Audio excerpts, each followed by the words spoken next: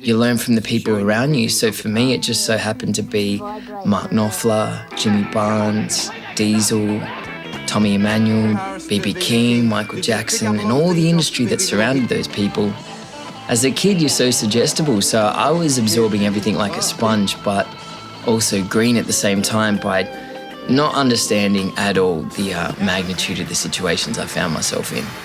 I actually suppressed a lot of those memories because I was a kid who wanted to blend in, and as a culture, we're not really known for celebrating victories, and I suppose I had to deal with the consequences of bearing those memories when I went through a pretty harsh depression, anxiety that took me away from a lot of things that I loved. I went from being confident enough to travel anywhere in the world, play to hundreds of thousands of people, to barely being able to leave my house.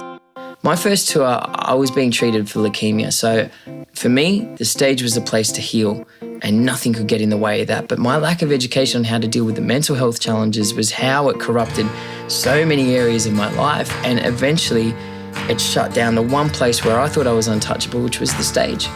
And I genuinely thought I was going to be stuck like that forever. I thought the world was crushing me, but really was trying to wake me up. I learned so much during that time, like things that I thought, how is this not in the Being Human 101 handbook? Like, for every realization and every feat, my world opened up until it opened up way more than what it ever was pre-burnout. That's when I truly understood the purpose behind these adversities. These were all lessons that I needed to learn. Just as the fog was starting to lift, I was invited to be a creative speaker at a corporate event where they wanted me to share parts of my journey along with my new songs, and I'd never done anything like that before. But the feedback I received from that show inspired the idea of taking it out on the road. So for the last year, I've been traveling Australia, sharing my experiences and my songs, venues, bars, festivals, offices, even backyards. I was also a part of a really heartwarming tour for the Starlight Foundation where I got up at their fundraisers and talked about the impact that Starlight Foundation had over my life.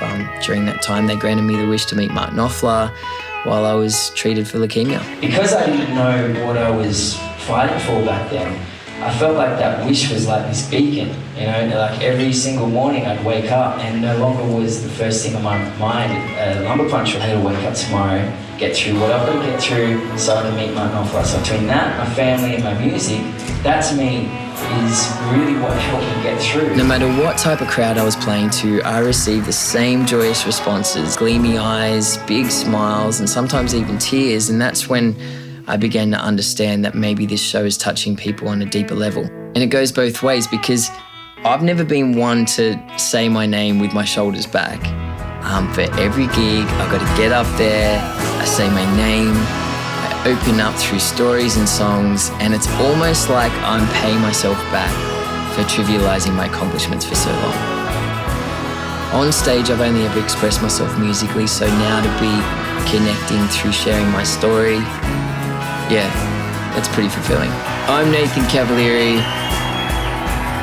Still feels weird. And if I ever love again, I would